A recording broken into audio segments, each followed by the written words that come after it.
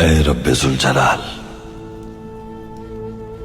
عدل و انصاف قائم کرنے اور رحم فرمانے والے، میں بے بس ہوں، غمگین ہوں، تنہا ہوں۔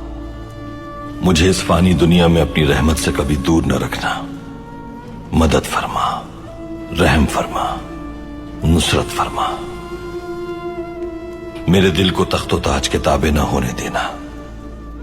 مجھے طاقت کے اور منصب کے زوم میں مبتلا ہونے سے محفوظ فرما۔ صرف تجھی سے مدد مانگتا ہوں میں، اور تیری ہی عبادت کرتا ہوں۔ شیطان کے شر سے میری حفاظت فرما میرے رب۔